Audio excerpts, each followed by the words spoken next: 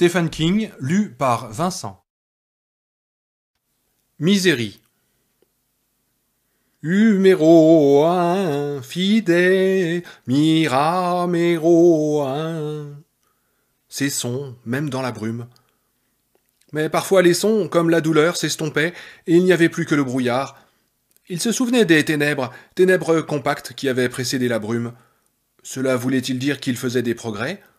Que la lumière soit, même du genre brumeux, car la lumière était bonne, et ainsi de suite. Ces sons avaient-ils existé dans les ténèbres ? Il ignorait la réponse à ces questions. Cela avait-il le moindre sens de les poser ? Même à cela il ne pouvait pas répondre. La douleur rôdait quelque part, en dessous des sons. Elle gisait à l'est du soleil et au sud de ses oreilles. C'est là tout ce qu'il savait. Pendant une durée de temps qui lui parut très longue, et qui donc l'était, car n'existait rien d'autre que la souffrance et la tempête de brume, ces sons restèrent la seule réalité extérieure. Qui il était et où il se trouvait, il n'en avait aucune idée, et d'ailleurs il s'en moquait éperdument. Il aurait voulu être mort. Mais dans le brouillard, imbibé de douleur qui lui remplissait l'esprit, comme une nuée d'orage d'été, il ignorait le désirer. Comme le temps passait, il devint conscient de périodes sans douleur, revenant régulièrement. Et pour la première fois depuis qu'il avait émergé des ténèbres totales ayant précédé la brume, il lui vint une pensée autre que celle liée à sa situation actuelle, quelle qu'elle fût. L'image d'un poteau brisé qui dépassait autrefois du sol à River Beach. Son père et sa mère l'avaient souvent amené à cette plage lorsqu'il était enfant, et il avait toujours absolument tenu à ce que l'on étendît la couverture à un endroit précis, d'où il pouvait surveiller d'un œil ce poteau qui évoquait pour lui le croc unique de quelque monstre enterré. Il aimait à rester assis et à voir l'eau monter et recouvrir le poteau. Puis, des heures plus tard, une fois mangé les sandwichs et la salade de pommes de terre, une fois bu les dernières gouttes de Kool-Aid qui restaient au fond de la thermos de son père, juste avant que sa mère ne dît qu'il était temps de plier bagages et de rentrer à la maison, le haut du poteau pourrissant réapparaissait. Simple point éphémère entre deux vagues au début, puis de plus en plus visible. Le temps de déposer les ordures dans le gros baril avec « Gardons notre plage propre » inscrit au pochoir dessus, et de ramasser les jouets de plage dispersés par Polly. C'est mon nom, Polly. Je m'appelle Polly, et ce soir maman mettra de la crème Johnson spécial bébé sur mes coups de soleil, pensa-t-il, au milieu de l'orage dans lequel il vivait maintenant. Le temps de replier la couverture, le poteau était presque entièrement découvert, sa surface noirâtre et gluante, entourée de lambeaux d'une écume savonneuse. C'était la marée, avait tenté de lui expliquer son père, mais il avait toujours pensé que c'était le poteau. La marée allait et venait, le pilier demeurait. Simplement, il y avait des moments où l'on ne pouvait pas le voir, sans poteau, pas de marée. Ce souvenir se mit à tourner comme une mouche paresseuse, le rendant fou. Il tâtonna à la recherche de la signification de cette image, mais pendant un long moment, les sons l'interrompirent. Fidèle, absolument tout lu, miratri numéro un. Parfois les sons s'arrêtaient, parfois lui s'arrêtait. Son premier souvenir véritablement net de ce maintenant, le maintenant à l'extérieur de la tempête de brume, fut celui de cet arrêt, de cette impossibilité d'inhaler une nouvelle bouffée d'air. Ce qui était bien, parfait, tout à fait au poil. Il pouvait endurer un certain niveau de douleur, mais trop c'était trop, et il était content de quitter la partie. Puis une bouche vint bâillonner la sienne, une bouche de femme, impossible de s'y tromper en dépit de ses lèvres dures et sèches. Et cette bouche souffla son air dans la sienne, forçant un passage dans sa gorge, gonflant ses poumons. Et lorsque les lèvres dures se retirèrent, il sentit pour la première fois l'odeur qui émanait de sa gardienne. Il la sentit en exhalant l'air qu'elle avait forcé en lui, comme un homme pourrait forcer par violence une femme. Une horrible puanteur faite d'un mélange de biscuits à la vanille, de crème glacée au chocolat, de jus de poulet et de ces pâtisseries spongieuses à base de beurre de cacahuète. Il entendit une voix s'égosiller. « Respirez, bon sang, respirez, Paul !» De nouveau, les lèvres le bâillonnèrent. De nouveau, de l'air se força un passage dans sa gorge, impression de succion et de vent humide, comme à la suite du passage d'un train rapide dans un souterrain, avec son cortège de feuilles de journaux et d'emballages de bonbons, puis les lèvres se retirèrent et il pensa. Pour l'amour du ciel, ne le laisse pas ressortir par le nez, mais il ne put rien y faire et... Oh, cette puanteur, cette putain de puanteur. Respirez, bon sang de bonsoir, criait la voix invisible, et il pensa. D'accord, tout ce que vous voudrez, mais s'il vous plaît, ne recommencez pas, surtout pas cette infection. Et il essaya, Mais avant d'avoir pu réellement commencer, les lèvres de la femme bâillonnèrent encore les siennes, des lèvres aussi sèches et mortes que des lanières de cuir salé, et de nouveau son haleine le viola. Cette fois, quand la bouche s'éloigna, il ne laissa pas repartir l'air, mais le chassa violemment dans une gigantesque exhalaison. Il l'expulsa. Il attendit que sa poitrine invisible se soulevât de nouveau d'elle-même, comme elle l'avait fait toute sa vie, sans qu'il eût à intervenir. Comme rien ne se passait, il inhala dans un énorme hoquet sifflant. De nouveau, il respirait tout seul, haletant le plus vite possible pour se débarrasser du goût et de l'odeur de la femme. Jamais l'air normal n'avait eu parfum aussi suave. Il commença à s'enfoncer de nouveau dans la brume, mais avant que ne disparût tout à fait le monde crépusculaire, il entendit la femme qui grommelait. « Oh là là, on en est passé bien près cette fois. » Pas assez près, pensa-t-il, un instant avant de s'endormir. Il rêva du poteau, un poteau aussi réel qu'il eut l'impression qu'il aurait suffi de tendre la main pour effleurer sa courbure vert noire et fissurée. Lorsqu'il retomba dans son état précédent de demi-conscience, il fut capable de faire le rapprochement entre le poteau et sa situation actuelle. Il semblait flotter dans sa main. La douleur n'était pas comme la marée. Telle était la leçon du rêve, qui était en réalité un souvenir. La douleur paraissait simplement aller et venir. Elle était comme le poteau, parfois recouverte et parfois visible, mais toujours présente. Lorsqu'elle ne le tourmentait pas, au milieu de la profonde grisaille pétrifiante de son nuage, il était stupidement reconnaissant, sans toutefois s'y tromper. Elle se tapissait, toujours là, attendant de revenir. Et en fait, il y avait deux poteaux et non un seul. La douleur était ses poteaux, et cela faisait longtemps qu'en lui quelque chose savait, sans qu'il en eût conscience, que ses chicots déchiquetés étaient ses propres jambes en lambeaux. Mais il lui fallut encore un long moment avant de pouvoir finalement rompre l'écume de salive séchée qui lui scellait les lèvres, et d'être capable de coasser. « Où suis-je » à la femme, assise à côté de son lit, un livre à la main. Le nom de l'auteur était Paul Sheldon. Il le reconnut comme le sien et n'en éprouva nulle surprise.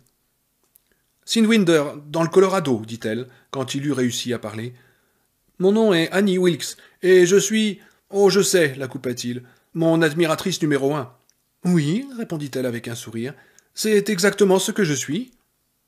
Ténèbres, puis douleur et brume, puis prise de conscience que bien que la souffrance fût constante, elle se trouvait de temps en temps enterrée par un difficile compromis qu'il pensait être un soulagement. Premier souvenir réel, il s'arrête et le viol de la laine empuantie de la femme le ramène à la vie.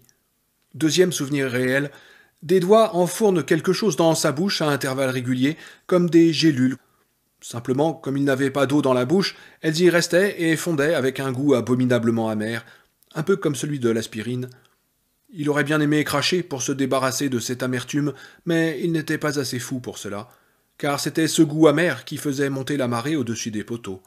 Des poteaux, ce sont des poteaux, il y en a deux, d'accord. Bon, maintenant, ferme-la, simplement, ferme-la. Et paraissait les faire disparaître pendant quelque temps. Ces événements se produisaient toujours à de grands intervalles, puis, alors que la douleur commençait non pas tant à reculer qu'à s'éroder, comme avait dû s'éroder aussi le poteau de River Beach, songea-t-il, car rien n'est éternel, bien que l'enfant qu'il avait été eût traité par le mépris une telle hérésie. Les objets extérieurs se mirent à empiéter de plus en plus rapidement sur lui, jusqu'à ce que le monde objectif, avec tout son poids de souvenirs, d'expériences et de préjugés, se fût passablement bien remis en place.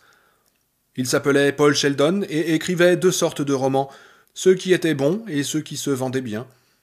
Marié 2 fois, divorcé 2 fois. Il fumait trop, ou fumait naguère trop, avant tout cela, quoi que fût-ce tout cela. Quelque chose d'épouvantable lui était arrivé, mais il était toujours en vie. Le nuage d'un gris menaçant se dissipait de plus en plus vite. Il allait encore s'écouler un certain temps avant que son admiratrice numéro 1 ne lui apportât la vieille royale ferraillante, avec son grand sourire édenté et sa voix à la Ducky Diddles, mais Paul avait déjà compris depuis un bon moment qu'il se trouvait dans un sacré pétrin. La partie de son esprit, douée de prescience, la vit avant même de savoir qu'il la voyait, et dut certainement la comprendre avant de savoir qu'il la comprenait. Sinon, pourquoi lui aurait-il associé des images aussi sévères et menaçantes ? Chaque fois qu'elle venait dans la chambre, il pensait à ces idoles qu'adorent les tribus africaines superstitieuses, ainsi qu'à des pierres, à un destin funeste. Se représenter Annie Wilkes sous la forme d'une idole africaine sortie tout droit des mines du roi Salomon était à la fois grotesque et étrangement juste. Grande comme une jument, c'était une femme qui, en dehors du renflement volumineux mais guère accueillant de sa poitrine, semblait ne présenter aucune courbe féminine, aucune rondeur définie aux hanches, aux fesses, ni même aux mollets, sous l'interminable succession de jupes en lainage qu'elle portait dans la maison.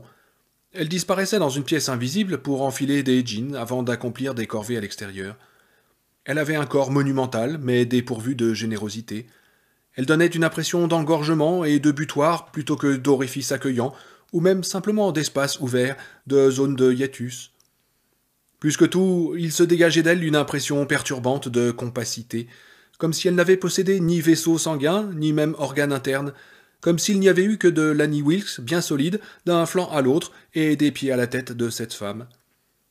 Il éprouvait de plus en plus la conviction que ses yeux, qui apparemment bougeaient, étaient en réalité peints sur elle, et qu'ils ne se mouvaient pas davantage que ces yeux de certains portraits qui paraissent vous suivre partout où vous allez dans la pièce et où que les tableaux soient accrochés. Il lui semblait que s'il avait placé 2 doigts en V et tenté de les enfoncer ainsi dans les narines, il se serait heurté au bout d'1 centimètre à quelque chose de solide, quoique peut-être de légèrement souple, que même le cardigan gris qu'elle portait en permanence, tout comme ses jupes informes, voire même ses jeans pour gros travaux, faisait partie de ce corps fibreux, compact, qu'aucun réseau ne parcourait.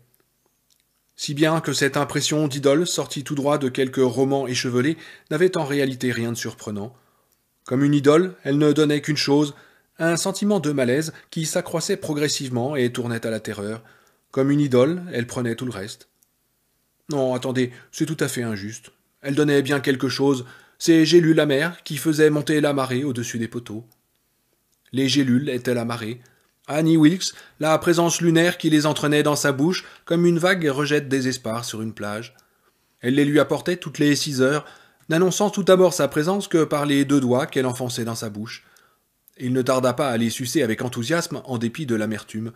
Puis, par sa silhouette malfagotée qui complétait d'ordinaire sous son bras un exemplaire en édition de poche de l'un de ses romans.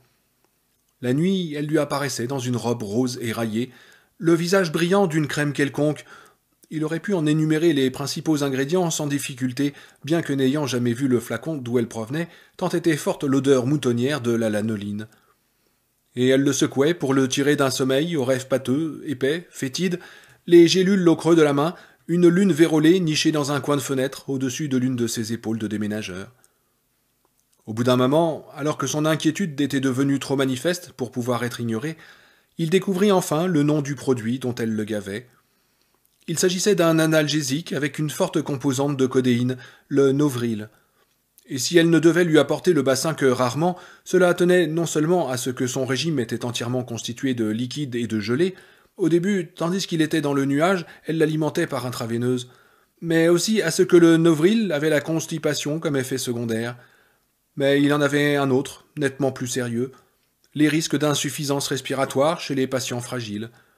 Paul n'était pas particulièrement fragile, même s'il était gros fumeur depuis près de 20 ans, mais sa respiration ne s'en était pas moins arrêtée au moins une fois.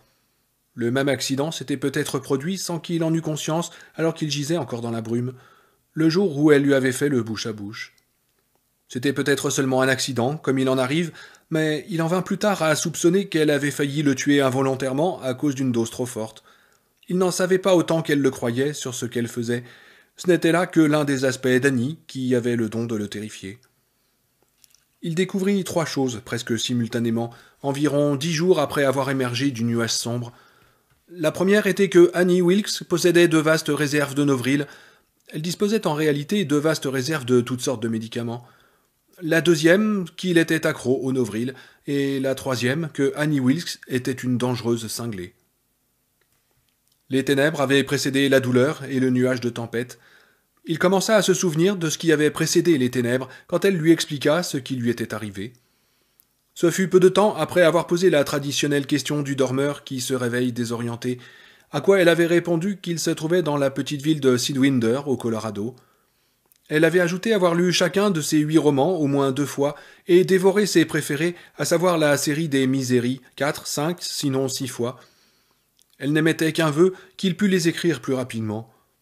Elle lui avoua qu'elle avait eu toutes les peines du monde à croire que son patient était bien le véritable Paul Sheldon, après avoir lu sa carte d'identité dans son portefeuille.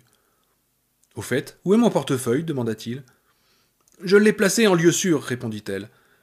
Son sourire se transforma soudain en une expression de méfiance obtuse qui ne lui plut pas beaucoup. Impression de découvrir une profonde crevasse, presque dissimulée par les fleurs de l'été, au milieu d'une souriante et joyeuse prairie.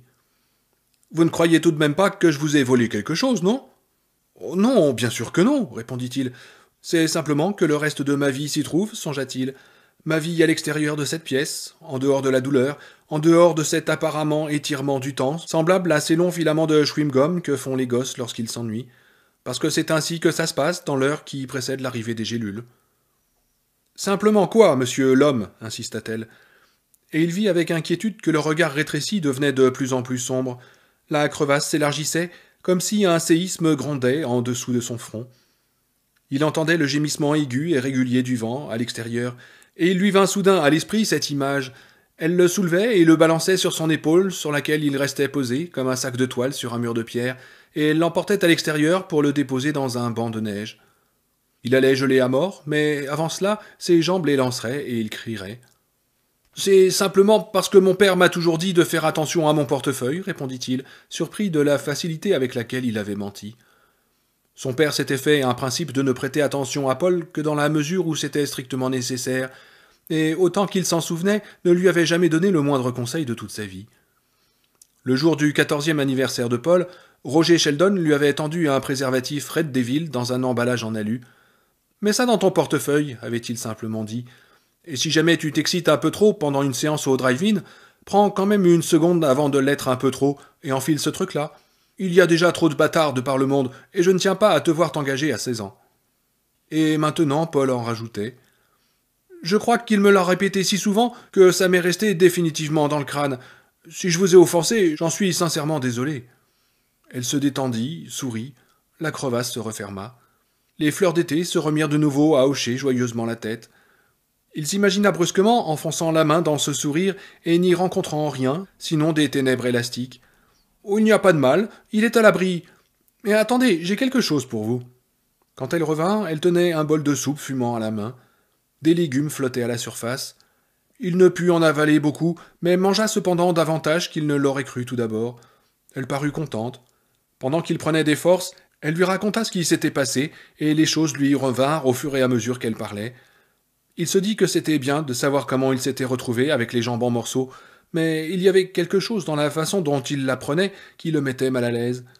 Il avait l'impression d'être un personnage dans un roman ou une pièce de théâtre, un personnage dont l'histoire n'était pas racontée comme des événements vrais, mais créée comme dans une fiction. Elle était descendue à Sidwinder avec le 4x4 afin de ramener de la nourriture pour les animaux et de faire quelques courses à l'épicerie, également pour regarder les nouveautés en livre de poche au Wildens Drug Center. C'était le mercredi, cela faisait près de 2 semaines, et les nouveautés arrivaient toujours le mardi. « Je pensais réellement à vous, dit-elle en lui glissant une cuillère de soupe dans la bouche, puis en lui essuyant les commissures avec un mouchoir d'un geste professionnel. C'est ce qui rend la coïncidence si extraordinaire, vous comprenez ? J'espérais enfin trouver Misery Child en poche, mais malheureusement il n'y était pas. Une tempête menaçait, ajouta-t-elle, mais jusqu'à midi, les types de la météo avaient affirmé péremptoirement qu'elle se dirigeait vers le sud, c'est-à-dire vers le Nouveau-Mexique et les monts Sangre de Christos. Oui, répondit-il, les souvenirs lui revenant au fur et à mesure. Oui, c'est ce qu'ils ont dit. C'est d'ailleurs pour ça que j'ai pris la route. Il essaya de bouger les jambes. Le seul résultat fut un violent élancement douloureux, et il poussa un gémissement. « Oh, surtout, ne faites pas ça, dit-elle. Si vous commencez à faire bavarder vos 2 jambes, Paul, il n'y aura pas moyen de les arrêter. Et je ne peux pas vous donner d'autres gélules avant 2 heures. Je vous en donne d'ailleurs déjà trop. » Mais pourquoi ne suis-je pas à l'hôpital ? Telle était la question qu'il aurait voulu poser, mais il n'était pas sûr d'en avoir envie, et encore moins qu'elle aurait aimé y répondre. Pas pour le moment, en tout cas. Au magasin d'aliments pour animaux, Tony Roberts m'a dit que je ferais mieux de ne pas traîner et de rentrer avant le commencement de la tempête. Et je lui ai répondu « À quelle distance sommes-nous de cette ville ?» la coupa-t-il. « Oh, un bout de chemin, fit-elle vaguement, détournant les yeux vers la fenêtre. Il eut un bizarre moment de silence, et Paul fut effrayé par ce qu'il vit sur son visage, ou plutôt par ce qu'il n'y avait pas. Un visage vide, le néant d'une crevasse cachée dans les plis d'une prairie de montagne, des ténèbres où ne poussait aucune fleur et dans lesquelles une chute pourrait durer longtemps. Le visage d'une femme qui venait de larguer momentanément tous ses ancrages vitaux, tous ses points de repère, une femme qui non seulement avait oublié le souvenir qu'elle était en train de raconter, mais toute mémoire. Il avait visité une fois un asile d'aliénés, bien des années auparavant, alors qu'il faisait des recherches pour Misery, le premier des 4 ouvrages devenu sa principale source de revenus au cours des 8 dernières années. Et il y avait vu ce regard, ou plus précisément cette absence de regard. Le mot qui définissait cet état était catatonie, mais ce qui l'effrayait ne pouvait se définir aussi clairement. C'était en fait une vague comparaison. Il eut l'impression qu'en ce moment les pensées de la femme étaient devenues comme il s'était imaginé qu'était son organisme, solide, fibreuse, compacte, sans réseau, sans solution de continuité. Enfin, lentement, son visage s'éclaircit. Impression que les pensées y refluaient. Puis il se rendit compte que refluer n'était pas tout à fait le terme exact. Elle ne se remplissait pas comme un étang ou une baïne sous l'effet de la marée. Elle se réchauffait, oui, elle se réchauffait comme un petit appareil électrique, un grille-pain ou encore un chauffe-plat. Et j'ai répondu à Tony, la tempête va vers le sud. Elle parla tout d'abord laborieusement, comme à demi assommée, puis les mots se mirent peu à peu à jaillir à une cadence normale et à retrouver l'éclat expressif habituel d'une conversation. Mais ses soupçons étaient définitivement éveillés. Tout ce qu'elle disait avait quelque chose d'un peu bizarre, d'un peu à côté de la plaque. Écouter Annie parler était comme écouter un air joué dans le mauvais ton. Mais il m'a dit « Elle a changé d'avis. » Oh, bon sang, j'ai fait. Je ferais mieux de sauter en selle et de filer. À votre place, je resterai en ville, Madame Wilkes, qui l'a fait. La radio dit maintenant qu'elle va être de première et que rien n'est préparé. Évidemment qu'il fallait que je rentre. Je suis toute seule pour nourrir les animaux. Mes voisins les plus proches sont les Reutemann, mais ils habitent à des kilomètres d'ici. En plus, ils ne m'aiment pas. Elle lui jeta un regard aigu en disant cela. Comme il ne réagissait pas, elle fit teinter la cuillère contre le bord du bol. « C'est fini ?»« Oui, je n'ai plus faim, merci. C'était très bon. Avez-vous beaucoup de bétail ?»« Parce que, pensait-il déjà, cela signifie que vous devez avoir quelqu'un pour vous aider, si c'est le cas. Au moins un journalier. Aide, tel était le mot de circonstance. Du moins, cela lui paraissait-il ainsi, car elle ne portait pas d'alliance à la main. « Oh non, pas beaucoup, admit-elle. J'ai 2 vaches, une demi-douzaine de pondeuses et Misery. » Il cligna des yeux. Elle rit. « Vous allez penser que ce n'est pas très chic de ma part de donner à une truie le même nom que celui de la jeune femme belle et courageuse que vous avez créée. Mais je le lui ai donné sans me moquer. » Après quelques instants de réflexion, elle ajouta. « Elle est très gentille, cette bête. » Annie Wilkes plissa le nez, et pendant quelques secondes devint une truie, y compris jusqu'au poil follet qui lui poussait au menton. Elle se mit à pousser des grognements de cochon. « Wick, wick, wick, wick !» Paul la regardait, estomaqué. Elle n'y fit pas attention. Elle avait une nouvelle absence, son regard était devenu vague, obscurci. Il n'y avait dans ses yeux que le double reflet de la lampe de chevet, affaiblie et morne. Finalement, elle fut prise d'un léger sursaut et dit « Je parcourus environ 8 kilomètres, puis la neige se mit à tomber. Elle tombait de rue, c'est toujours comme ça ici, une fois que ça commence. Je me suis mise à avancer lentement, phare allumé, et c'est alors que j'ai vu votre voiture renversée dans le fossé. » Elle lui jeta un regard désapprobateur. « Vous n'aviez pas vos phares ?»« Oh, j'ai été pris par surprise, se défendit-il, se rappelant seulement maintenant qu'il avait été pris par surprise. Il ne lui était pas encore revenu à l'esprit qu'il était aussi fin sou. « Je me suis arrêté, reprit-elle. Si j'avais été dans une côte, je ne l'aurais peut-être pas fait. Pas très charitable, je sais, mais il y avait déjà plus de 8 centimètres de neige sur la route, et même avec un 4x4, on n'est jamais sûr de pouvoir repartir en côte une fois qu'on a perdu son élan. C'est plus simple de se dire « Oh, ils sont probablement sortis, quelqu'un les a pris, et ainsi de suite. » Mais c'était en haut de la 3e colline, après chez les Reutemann, et c'est un plat sur une certaine distance à cet endroit-là. Alors je me suis arrêté, et j'ai entendu grogner dès que je suis sorti. C'était vous, Paul. Elle lui adressa un étrange regard maternel. Pour la première fois, cette pensée vint faire surface, parfaitement limpide dans l'esprit de Paul Sheldon. Je suis dans le pétrin, ici. Cette femme n'est pas normale.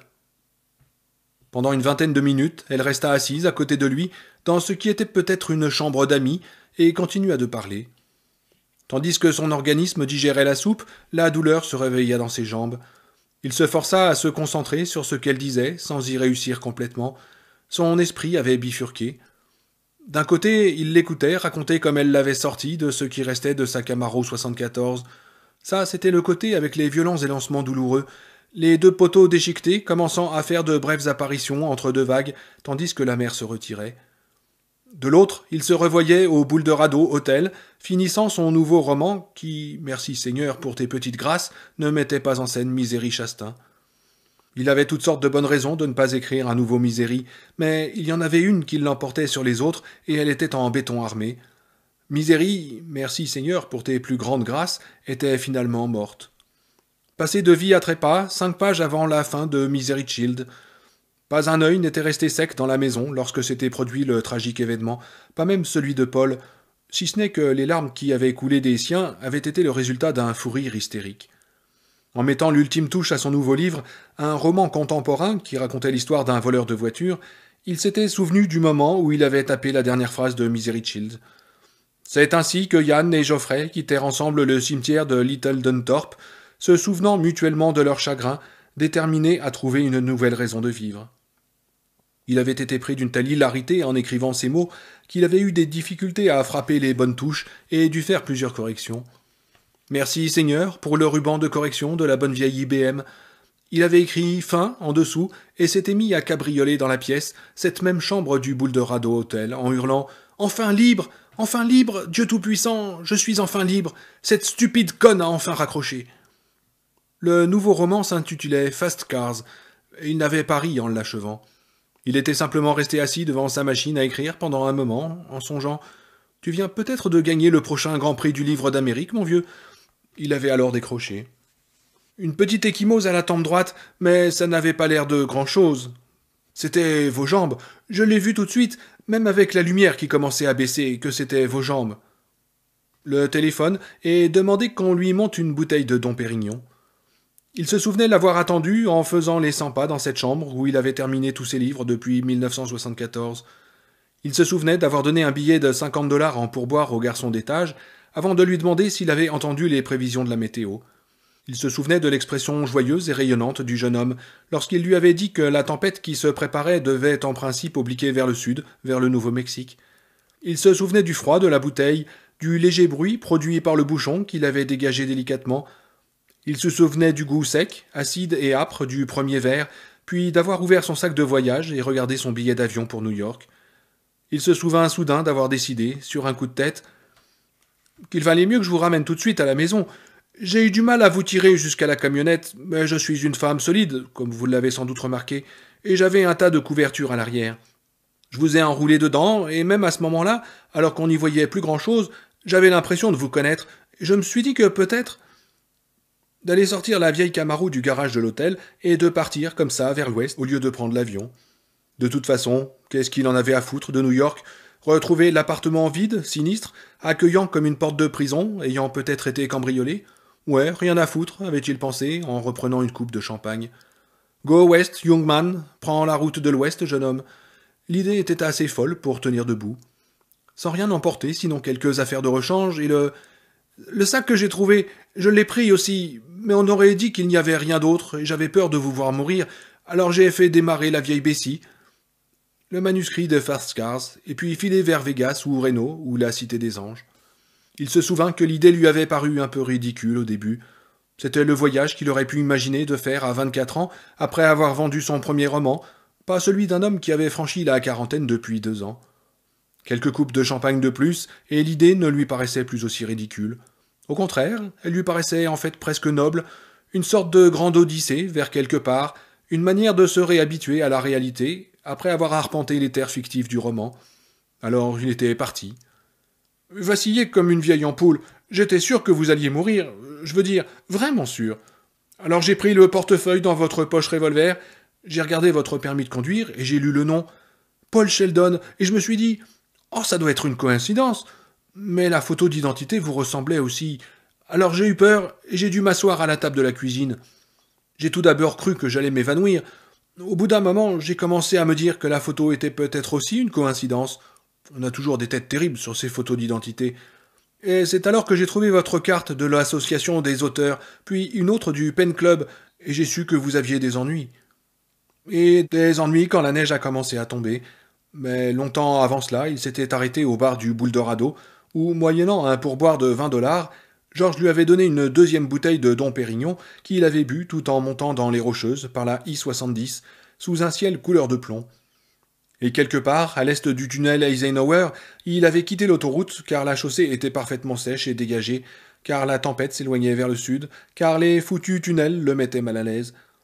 Il avait fait jouer un vieil enregistrement de Bob Diddley sur le lecteur de cassette, sans jamais brancher une seule fois la radio, jusqu'à ce qu'il se rende compte, à sentir la Camaro qui glissait de plus en plus, qu'il ne se trouvait pas sous une averse passagère, mais pris dans la tempête elle-même, laquelle ne s'était peut-être pas détournée vers le sud. Qui sait si elle ne fondait pas sur lui, il risquait d'avoir de sérieux ennuis. Des ennuis aussi sérieux que ceux qu'il avait en ce moment. Mais il était dans cet état d'ivresse où l'on a l'impression que l'on peut se tirer de n'importe quoi, si bien qu'au lieu de faire halte à Cana et de chercher asile quelque part, il avait poursuivi sa route. Il se rappelait le ciel de l'après-midi, prenant une couleur malsaine de chrome défraîchi. Il se rappelait l'effet du champagne qui s'estompait. Il se rappelait s'être penché en avant pour attraper ses cigarettes sur le tableau de bord. C'est à ce moment-là qu'il avait dérapé une dernière fois. Sa tentative pour redresser la Camaro n'avait fait que rendre les choses encore pires. Grand choc sourd, le ciel et la terre qui changent de place. Il avait crié. En vous entendant, j'ai compris que vous alliez vous en tirer. Les mourants hurlent rarement aussi fort, ils n'ont pas assez d'énergie. J'ai alors décidé que je vous ferais vivre, moi. J'ai donc été prendre des analgésiques dans ma réserve et je vous en ai donné. Vous vous êtes endormi. À votre réveil, vous vous êtes remis à crier et je vous en ai donné d'autres. Vous avez eu de la fièvre pendant un certain temps, mais j'en suis aussi venu à bout, avec du Keflex. Vous avez eu aussi une ou deux alertes sérieuses, mais tout ça est terminé maintenant, c'est promis. Elle se leva. Et le moment est venu de se reposer, Paul. Il faut reprendre des forces. Mes jambes me font mal, dit-il. Oh, ça, je veux bien vous croire. Vous aurez votre médicament dans 1 heure. Oh non, maintenant, s'il vous plaît. Il avait honte de mendier, mais c'était plus fort que lui. La mer s'était retirée et les 2 poteaux déchiquetés se dressaient, nus et réels, 2 choses inévitables pour lesquelles il n'y avait rien à faire. Dans 1 heure, dit-elle sur un ton ferme. Elle se dirigea vers la porte, le bol et la cuillère à la main. Attendez.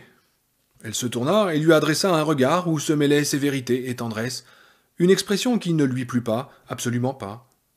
2 semaines que vous m'avez tiré de là demanda-t-il.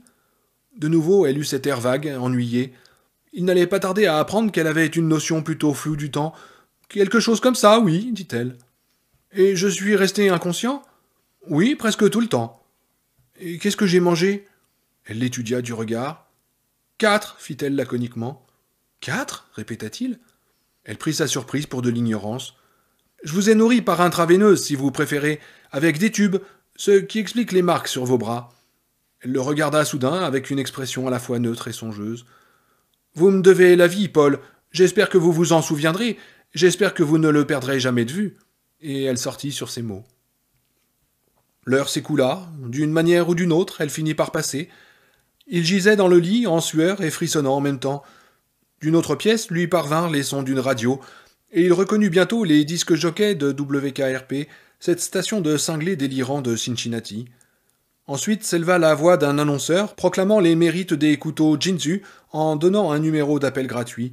Puis il informa les auditeurs du Colorado, qui salivaient d'envie à l'idée d'un bon jeu de couteaux Jinzu, que les téléphonistes les attendaient de pied ferme. Paul Sheldon attendait aussi, mais pas de pied ferme. Elle réapparut rapidement, 2 gélules et un verre d'eau à la main, dès que la pendule de l'autre pièce eut sonné 8 coups. Il se souleva fébrilement sur les coudes pendant qu'elle s'asseyait sur le lit. « J'ai finalement eu votre nouveau livre, lui dit-elle. Un glaçon tintait dans le verre, un bruit qui le rendait fou. « Misery Child, je l'aime beaucoup. C'est aussi bon que tout le reste, meilleur même. C'est le plus beau. »« Merci, réussit-il à dire. Il sentait la transpiration qui jaillissait de son front. « Mais s'il vous plaît, mes jambes, ça me fait très mal. »« Je savais qu'elle épouserait Yann, murmura-t-elle avec un sourire rêveur. Et je crois que finalement Geoffrey et Yann redeviendront amis comme avant, n'est-ce pas? Puis, précipitamment, elle ajouta. Oh non, ne me dites rien. Je veux le découvrir toute seule. Je le fais durer. J'ai l'impression que le temps n'en finit pas avant le volume suivant. La douleur envoyait des élancements dans ses jambes et l'enserrait d'un cercle de fer à hauteur de laine. Il avait exploré du doigt cette région. Son bassin lui avait semblé intact, mais il paraissait bizarrement disposé, comme tordu. En dessous des genoux, il avait l'impression de ne rien avoir d'intact. Il ne voulait pas regarder. Il voyait les zigzags que faisaient les draps, et ça lui suffisait. « Je vous en prie, mademoiselle Wilkes, j'ai mal. »« Oh, appelez-moi Annie, comme tous mes amis. » Elle lui tendit le verre. Il était frais et couvert de buée. Les gélules dans sa main étaient la marée montante. Elle était la lune, et elle avait soulevé les flots qui viendraient recouvrir les poteaux. Elle approcha les gélules de sa bouche, qu'il ouvrit immédiatement, et sa main se retira. « J'ai pris la liberté de regarder dans votre petit sac. Vous ne m'en voulez pas, n'est-ce pas ?»« Non, bien sûr que non, répondit-il. Mais ce médicament... » Les gouttes de sueur sur son front lui paraissaient tour à tour brûlantes et glaciales. Allait-il se mettre à hurler? Il en avait l'impression. « J'y ai trouvé un manuscrit, reprit-elle. Elle tenait les gélules dans sa main droite, qu'elle inclina lentement. Elles tombèrent dans sa main gauche. Des yeux, elle les suivit. Ça s'appelle Fast-Cars. J'ai bien compris que ce n'était pas une autre histoire de misérie. Elle lui jeta un léger regard de désapprobation. Désapprobation comme la première fois, mêlée d'amour. Un regard maternel. Il n'y avait pas de voiture au XIXe siècle, rapide ou autre. Sa petite plaisanterie la fit pouffer. J'ai aussi pris la liberté de le parcourir. Vous ne m'en voulez pas, hein? Oh, je vous en prie, gémit-il. Non, je vous en prie. Sa main gauche s'éleva et s'inclina. Les gélules roulèrent, hésitèrent, puis dégringolèrent dans sa main droite avec un minuscule cliquetis. Et si je le lis, demanda-t-elle, est-ce que cela vous est égal que je le lise? Oui, bien sûr. Il avait les os en miettes et ses jambes étaient lardées de tessons de verre effilé. Au contraire, réussit-il à dire, avec ce qu'il espéra être un sourire. Au contraire. Parce que je ne me permettrai jamais de faire une chose pareille sans votre permission, reprit-elle du ton le plus sérieux. Je vous respecte trop pour cela, en fait. Paul, je vous aime. Elle s'empourpra soudain, de manière inquiétante. L'une des gélules tomba de sa main et atterrit sur le couvre-lit. Paul voulut s'en emparer, mais elle fut plus rapide. Il poussa un gémissement, mais elle ne le remarqua pas. Après avoir repris la gélule, elle retomba dans le vague, le regard perdu vers la fenêtre. « Votre esprit, dit-elle, votre créativité, c'est tout ce que je veux dire. » Au désespoir, et parce que c'était la première chose qui lui venait à l'esprit, il marmonna « Je sais, vous êtes mon admiratrice numéro 1. » Elle ne fit pas que se réchauffer, cette fois, elle parut s'illuminer. « C'est ça, s'exclama-t-elle, exactement ça. Vous ne voyez pas d'inconvénient à ce que je le lise dans cet esprit, n'est-ce pas? Dans un état d'esprit d'admiratrice aimante, même si je n'ai pas autant aimé les autres romans que ceux de la série des Miséries. »« Non, coassa-t-il, fermant les yeux. Non, prenez les pages et faites-en des cocottes en papier si vous voulez, mais s'il vous plaît, je crève, moi. »« Vous êtes bon, fit-elle doucement. Je savais que vous seriez comme ça. Rien qu'à lire vos livres, je le savais. Un homme qui a inventé Misérie Chastain, qui a pu lui donner vie, ne pouvait pas être autrement. » Et soudain, elle enfonça les doigts dans sa bouche, geste d'une intimité choquante, ignoblement bienvenue. Il aspira les gélules et les avala avant même d'avoir pu porter à sa bouche le verre que sa main faisait trembler et déborder. « Tout à fait comme un bébé, dit-elle. » Mais il ne put voir son expression car il avait toujours les yeux fermés et sentait maintenant le picotement salé des larmes. « Mais bon, il y a tant de choses que je voudrais vous demander, tant de choses que je voudrais savoir. » Les ressorts grincèrent quand elle se leva. « Nous allons être très heureux ici, dit-elle. » Et en dépit du saisissement d'horreur qui lui fit bondir le cœur, Paul continua de garder les yeux clos. Il dérivait, la marée montait et il dérivait. Dans l'autre pièce, la télé marcha pendant un moment, puis s'arrêta. La pendule sonnait de temps en temps. Il voulut compter les coups, mais il se perdit en chemin. 4, par des tubes, c'est pour cela que vous avez des marques sur les bras. Il se redressa sur un coude, chercha la lampe de chevet à tâtons et finit par la trouver. Il l'alluma. Il examina ses bras et vit dans le creux des coudes des taches violettes et ocre qui se superposaient avec un trou rempli de sang noir au milieu de chacune. Il s'étendit de nouveau, les yeux au plafond, écoutant le vent.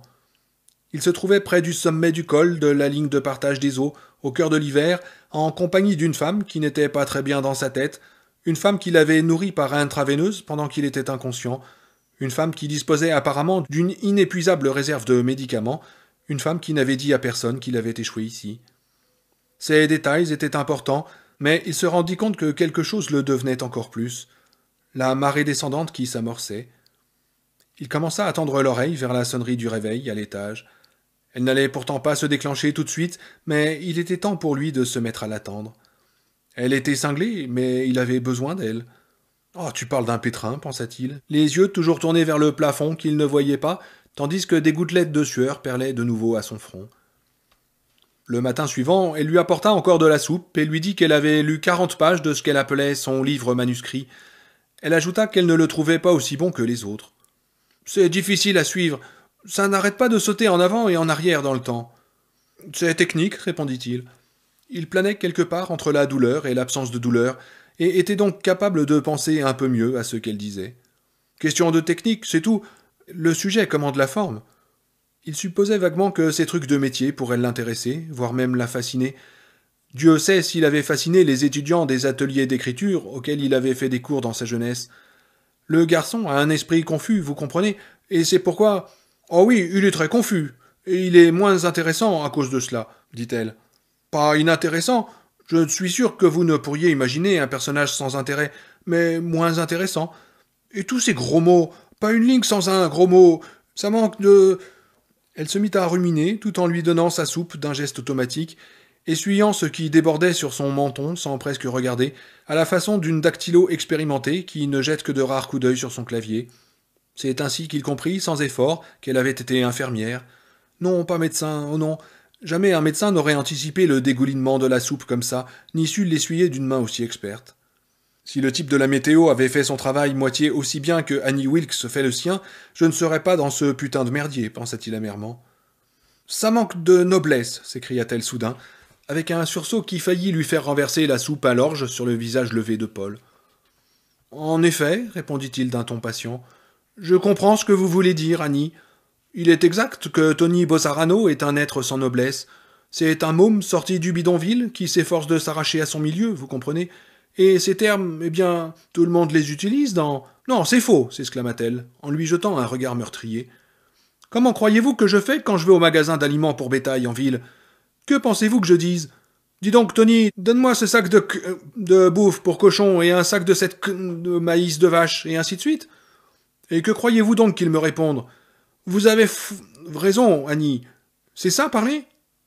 Elle lui faisait les gros yeux, et son visage était comme un ciel dans lequel couve une tornade, prête à se déchaîner à tout instant. Il s'enfonça dans les oreillers, effrayé. Le bol de soupe penchait dans la main d'Annie. Une goutte, puis deux tombèrent sur le couvre-lit. Et après, je descends la rue, et je vais à la banque dire à Madame Bollinger, « Tenez, voici un chèque, et filez-moi 50 $, et que ça saute. » Croyez-vous que lorsqu'on m'a appelé à la barre, à Denver... Une coulée de soupe boueuse cascada sur le couvre-lit. Elle regarda les dégâts, puis leva les yeux vers Paul. « Tenez, regardez ce que vous me faites faire. »« Oh, je suis désolé, dit-il. »« Bon, bien sûr, vous pouvez l'être, hurla-t-elle. Puis elle lança le bol dans un angle de la pièce où il explosa. Une tache de soupe étoila le mur, puis elle s'éteignit, comme une lumière. Elle resta immobile durant peut-être 30 secondes. 30 secondes pendant lesquelles le cœur de Paul Sheldon parut ne pas avoir un seul battement. Elle se réveilla petit à petit et se mit soudain à pouffer.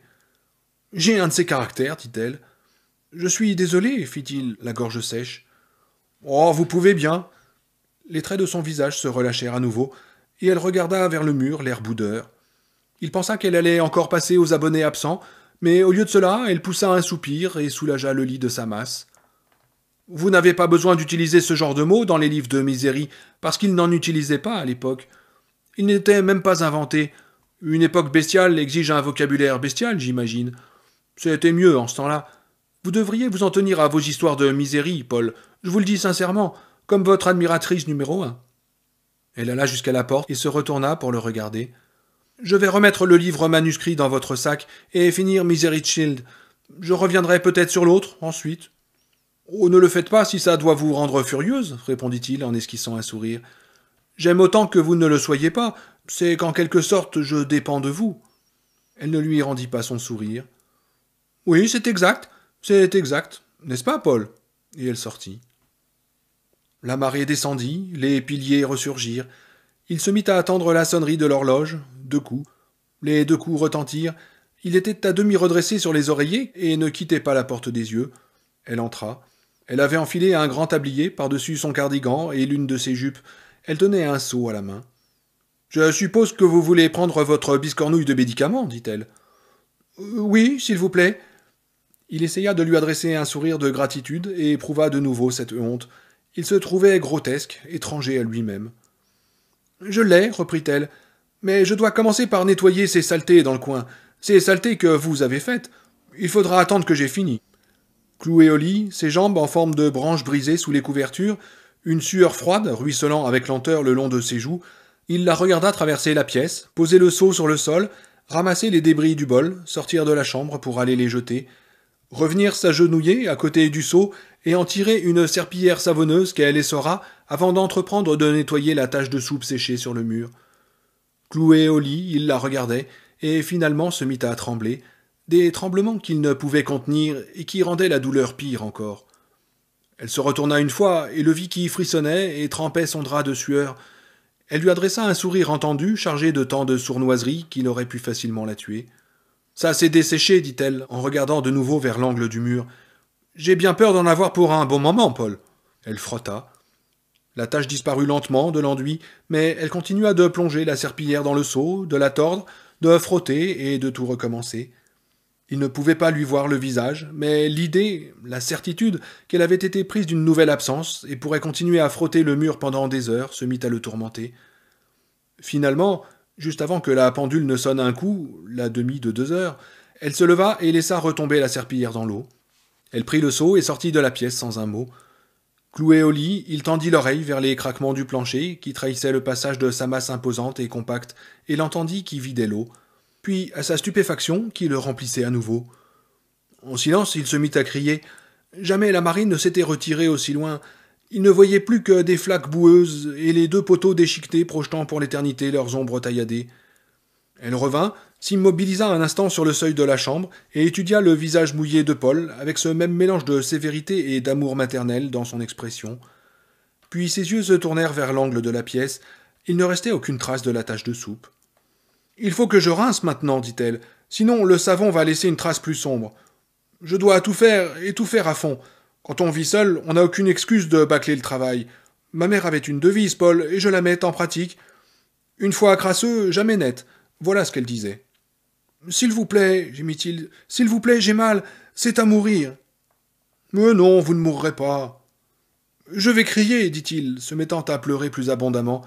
Ça lui faisait mal de crier, ça lui faisait mal aux jambes et ça lui faisait mal au cœur. Je ne vais pas pouvoir m'en empêcher. Alors criez, mais n'oubliez pas que c'est vous qui avez fait tout ce gâchis, pas moi. Ce n'est de la faute de personne d'autre que vous. Il réussit néanmoins à ne pas crier. Il la regarda plonger la serpillière dans l'eau, l'essorer, frotter, rincer et recommencer. En fin de compte, alors que la pendule qu'il imaginait se trouver dans le salon sonnait 3 coups, elle se leva et prit le seau. Elle va sortir maintenant, elle va sortir, et je vais l'entendre vider le seau dans l'évier, et peut-être qu'elle ne va pas revenir avant des heures, parce que je ne sais pas si elle juge m'avoir assez puni ou non. Mais au lieu de sortir, elle se dirigea vers le lit, et fouilla de sa main libre dans la poche du tablier. Elle en tira non point 2 gélules, mais 3. « Tenez, dit-elle tendrement. » Il les engloutit, et lorsqu'il releva les yeux, il la vit qui soulevait le seau de plastique jaune et le lui tendait. Il remplissait son champ de vision comme une lune à son couchant. Quelques grosses gouttes grisâtres tombèrent sur le drap.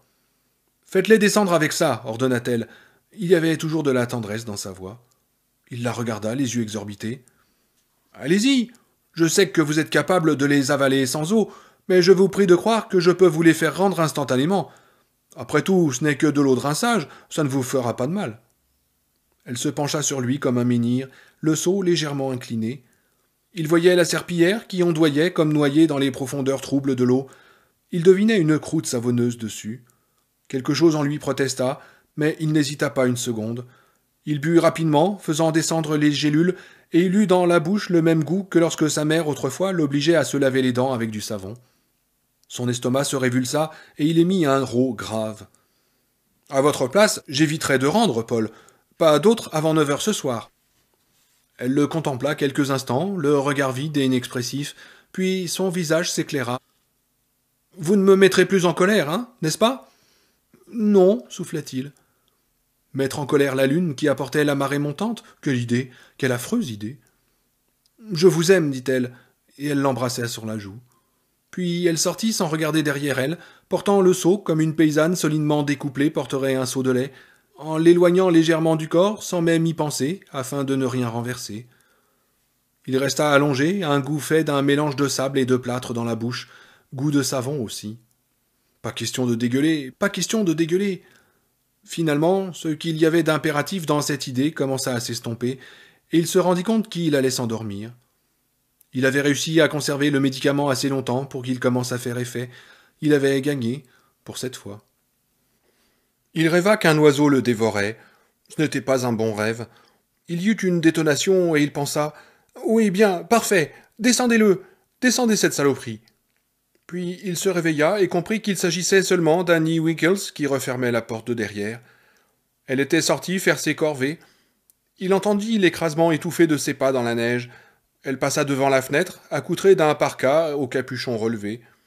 Son haleine fit un nuage qui se dispersa tandis qu'elle avançait. Elle ne regarda pas vers lui, consacrant toute son attention à son travail dans l'étable, supposa-t-il. Nourrir les bêtes, nettoyer les stalles, voire jeter quelques sorts, il ne l'en croyait pas incapable. Le ciel violacé s'assombrissait avec le crépuscule, 5h30, 6h peut-être. La marée était toujours haute, et il aurait pu se rendormir, il l'aurait bien voulu en fait, mais il devait réfléchir à la bizarre situation dans laquelle il se trouvait tant qu'il était capable de penser à peu près rationnellement. Ce qu'il y avait de pire, découvrit-il, était qu'il n'avait aucune envie d'y réfléchir, même lorsqu'il le pouvait, alors qu'il savait très bien qu'il ne pourrait mettre un terme à cette situation sans un effort de réflexion. Son esprit ne cessait de repousser ses tentatives, comme un enfant repousse son assiette, alors même qu'il n'ignore pas qu'il ne pourra quitter la table sans l'avoir terminée. Il ne voulait pas y penser parce que le simple fait de vivre était en lui-même assez dur. Il ne voulait pas y penser parce qu'à chaque fois des images désagréables se présentaient à lui.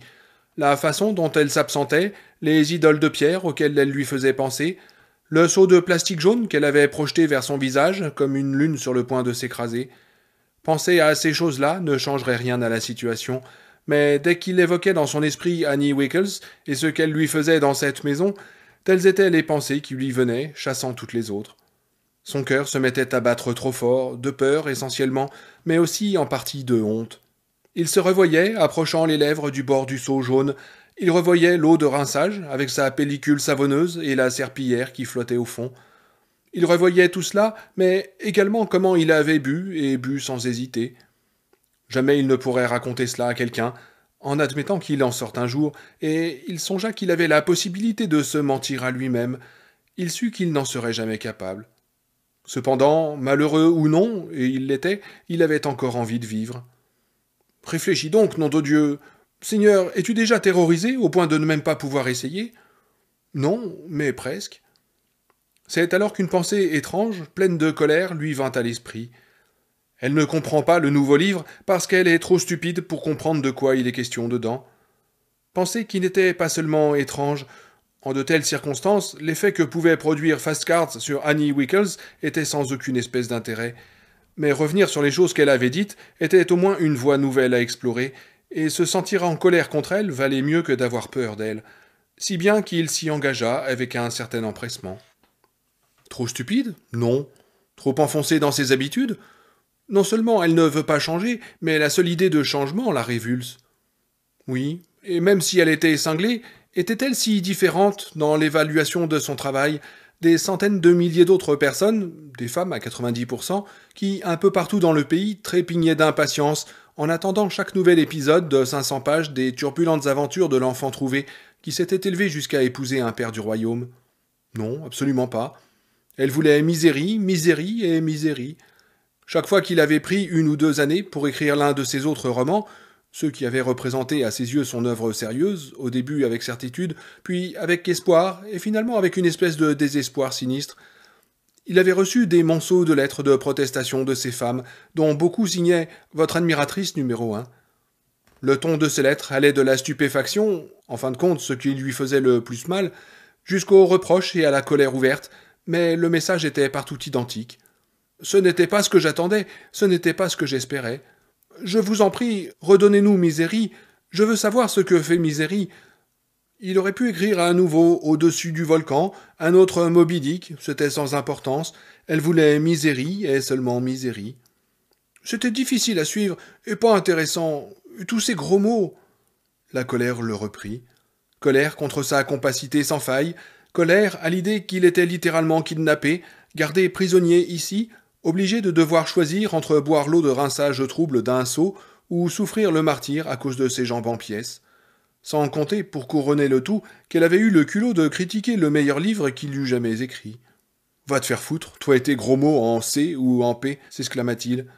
Et soudain il se sentit mieux, et se sentit de nouveau lui-même, tout en n'ignorant pas ce qu'avait d'enfantin, de pitoyable et d'insignifiant cette rébellion, puisqu'elle était dans l'étable d'où elle ne pouvait l'entendre, et que la marée recouvrait encore largement les poteaux déchiquetés. Et cependant, il se rappela comment elle était entrée, retenant les gélules, lui arrachant la permission de lire le manuscrit de Farskars. Une bouffée de honte et d'humiliation vint lui empourprer le visage, mais à cela s'ajoutait maintenant une véritable colère. L'étincelle était devenue une petite flamme cachée. Jamais il n'avait montré à qui que ce soit un manuscrit avant de l'avoir revu, corrigé et retapé. Jamais. Pas même à Bryce, son agent littéraire. Jamais. Ses réflexions s'interrompirent un instant. Il entendait le meuglement étouffé d'une vache. Oui, il n'en tirait même pas une copie tant qu'il n'avait pas procédé à la deuxième frappe. Le manuscrit de Farskars, qui se trouvait maintenant aux mains d'Annie Wilkes, était en réalité le seul exemplaire existant au monde. Il avait même brûlé ses notes. 2 années d'un dur labeur, et elle ne l'aimait pas. Elle était cinglée. Misérie, voilà ce qu'elle aimait. Misérie était la personne qu'elle aimait, et non pas cette espèce de vaurien voleur de voitures sorti du quartier hispano de Harlem et qui parlait comme un charretier. Il se souvenait d'avoir pensé « Non, prenez les pages et faites-en des cocottes en papier, si vous voulez », avant de l'implorer. De nouveau, la colère et l'humiliation s'emparèrent de lui, éveillant les premiers élancements sourds dans ses jambes. Oui, le travail, la fierté du travail, la valeur du travail lui-même, tout cela se réduisait à des ombres de lanterne magique, ce que c'était en réalité, lorsque la douleur devenait assez mauvaise. Qu'elle envisage de lui faire cela, qu'elle puisse lui faire cela, alors qu'il avait passé le plus clair de sa vie d'adulte en pensant que le terme d'écrivain était ce qui le définissait le mieux, la faisait paraître d'une monstruosité sans nom. C'était quelque chose à quoi il devait échapper. Elle était réellement une idole, et si elle ne le tuait pas, elle risquait de détruire ce qu'il y avait en lui. Il entendit alors les grognements impatients du cochon. Elle avait cru qu'il se formaliserait, mais il trouvait que Misery était un nom merveilleux pour un cochon. Il se souvint de son imitation, de la manière dont sa lèvre supérieure s'était ourlée et repliée vers le nez, de ses joues qui avaient paru s'aplatir, et comment elle avait réellement ressemblé à un cochon pendant un instant. « Ouic, ouic !» De l'étable lui parvint sa voix. « Calme, calme, ma cochonne !» Il se laissa retomber sur les oreillers, posa un bras sur ses yeux et essaya de s'accrocher à la colère, car la colère lui donnait du courage. Un homme courageux est capable de penser, un froussard non. Voici donc une femme qui avait été infirmière, de cela il était sûr. Exerçait-elle encore ? Non, puisqu'elle n'allait pas travailler. Pourquoi n'exerçait-elle plus ? La réponse paraissait évidente, parce qu'elle avait des cases de vide. Parce qu'elle ne tournait pas rond. Si une telle évidence avait pu le frapper au milieu des brumes de la souffrance, elle avait dû frapper encore plus facilement ses collègues. Il disposait en outre d'une petite information supplémentaire qui lui permettait de juger à quel point elle ne tournait pas rond.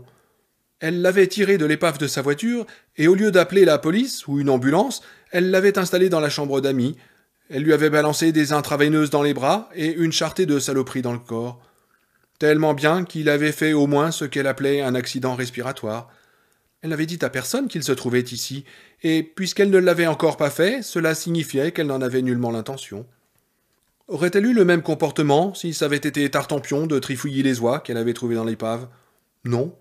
Non, il ne le pensait pas. Elle l'avait gardé, lui, parce qu'il était Paul Sheldon. Et parce qu'elle était son admiratrice numéro 1, murmura Paul, les bras toujours sur les yeux. Un souvenir affreux surgit alors dans l'obscurité. Sa mère l'avait emmené au zoo de Boston, et il avait admiré un grand et bel oiseau.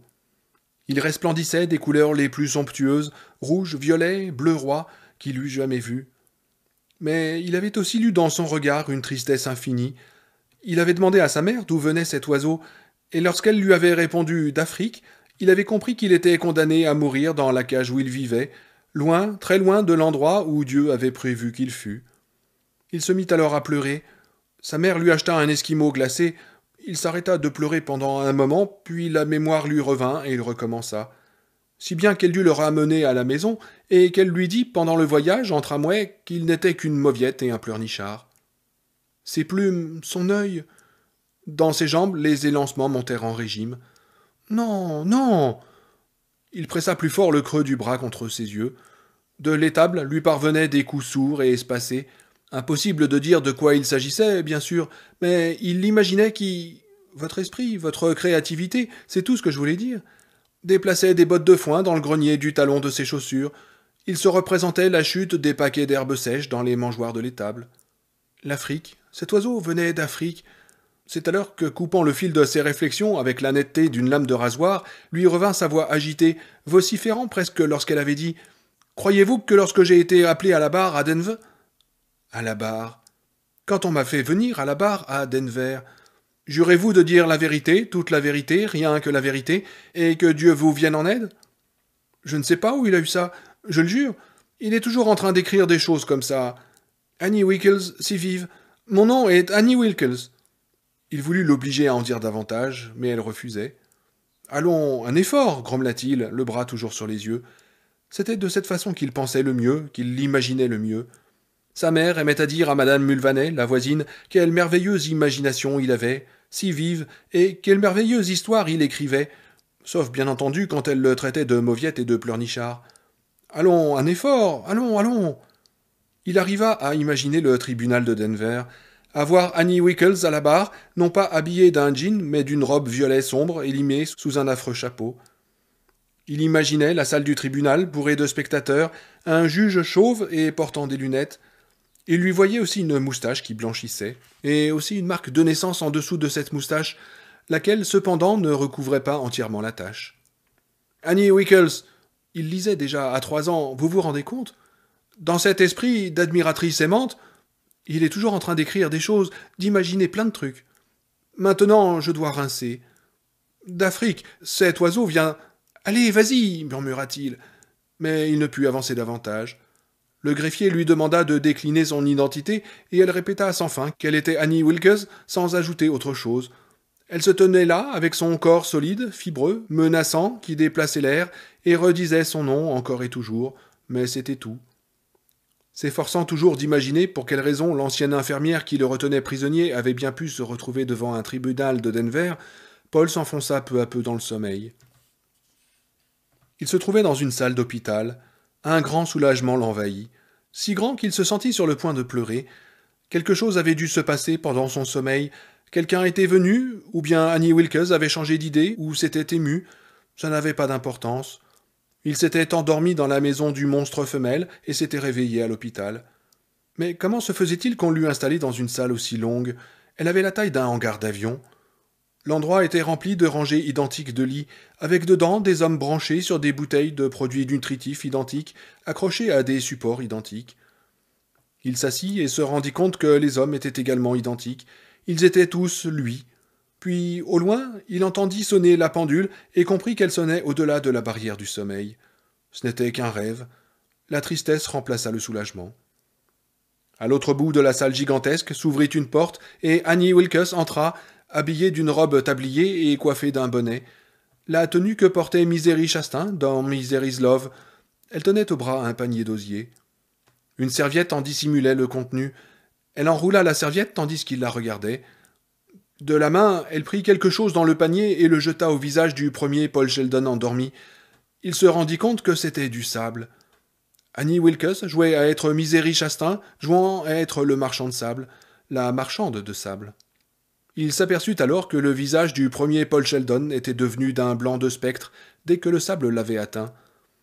La peur l'arracha en sursaut à son rêve et il se retrouva dans la chambre, Annie Wilkes à côté de son lit. Elle tenait l'épais volume de l'édition de poche de Misery's Child à la main. D'après le signet, elle avait déjà lu les 3/4 du texte. « Vous avez gémi, dit-elle. Oh, j'ai fait un mauvais rêve. Qu'est-ce que c'était ?» La première chose qui lui vint à l'esprit et qui n'était pas la vérité lui souffla sa réponse. « L'Afrique. » Elle vint tard le lendemain matin, le visage couleur de cendre. Il somnolait, mais il fut aussitôt pleinement réveillé et se redressa vivement sur les coudes. « Mademoiselle Wilkes, Annie, est-ce que vous allez... »« Non, répondit-elle. « Seigneur, elle a eu une attaque cardiaque, pensa-t-il, et à la bouffée d'inquiétude succéda rapidement la joie. Qu'elle s'en tape une, et une bonne grosse, à s'en faire péter les coronaires. Il serait trop heureux de ramper jusqu'au téléphone, aussi lancinante que soit la douleur. Il ramperait jusqu'au téléphone sur du verre brisé, s'il le fallait. Et c'était bien une crise qui touchait le cœur, mais pas de la bonne sorte. Elle vint vers lui, non pas en titubant, mais en roulant, comme un marin qui met pied à terre après un long voyage. « Et qu'est-ce qui se... » Il se recroquevilla pour s'éloigner d'elle, mais point de refuge à sa portée. Derrière lui, il n'y avait que le dosseret, puis le mur. « Non !» répéta-t-elle.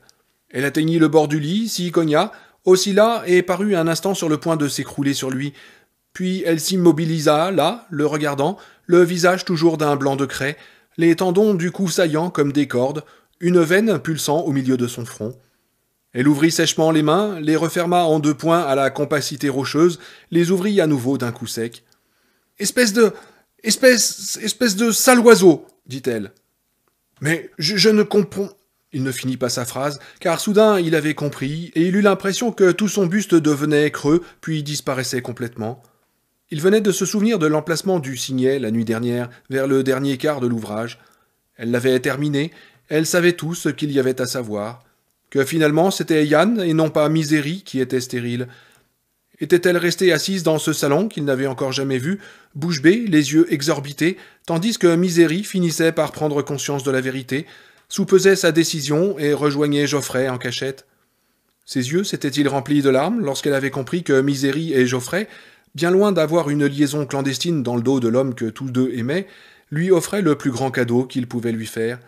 Un enfant qu'il croirait être de lui, et son cœur avait-il bondi dans sa poitrine lorsque Misery avait annoncé à Yann qu'elle était enceinte et qu'il l'avait écrasée contre lui en pleurant, ne cessant de répéter « Ma chérie, oh, ma chérie, ma chérie !»